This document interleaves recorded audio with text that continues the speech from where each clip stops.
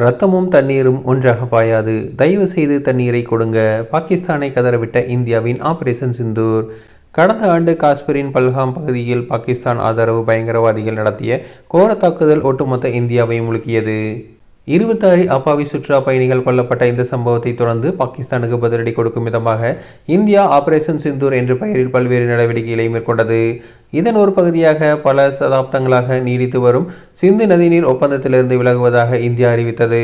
தண்ணீரும் ரத்தமும் ஒரே பாதையில் பாய முடியாது என்ற இந்தியாவின் உறுதியான நிலைப்பாடு எல்லை தாண்டிய பயங்கரவாதத்திற்கு எதிரான ஒரு கடுமையான ராஜதந்திர ஆயுதமாக மாற்றப்பட்டுள்ளது.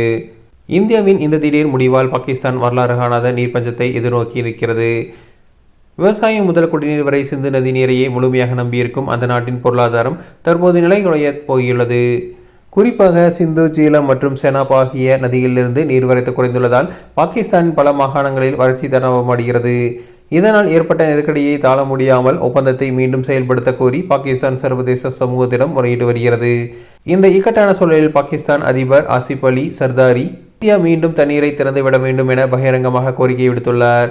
நீர் ஆதாரங்களை ஆயுதமாக பயன்படுத்துவது 60 ஆண்டுகால சர்வதேச ஒப்பந்தத்தின் சாராம்சத்தையே சிதைப்பதாக அவர் கவலை தெரிவித்துள்ளார். மேலும் பாகிஸ்தானின் பல பகுதிகளில் பெண்கள் மற்றும் சிறுமிகள் குடிநீருக்காக மைல் கணக்கில் நடக்க வேண்டிய அவலநிலை ஏற்பட்டுள்ளதாகவும் இது மக்களின் அடிப்படை வாழ்வாதாரத்தையும் கல்வியையும் பாதிப்பதாகவும் அவர் உருக்கமாக பேசியுள்ளார்.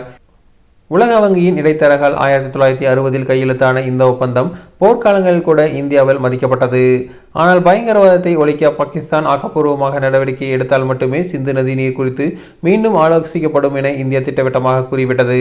தற்போது பாகிஸ்தான் அரசு மழைநீர் சேகரிப்பு மற்றும் நிலத்தடி நீர் மேலாண்மை போன்ற மாற்று வழிகளை பற்றி பேசி வந்தாலும் சிந்து நதிநீர் பங்களிப்பு இன்றி அந்த நாட்டின் நீர் தேவையை முழுமையாக பூர்த்தி செய்வது சாத்தியமற்ற ஒன்றாகவே தெரிகிறது.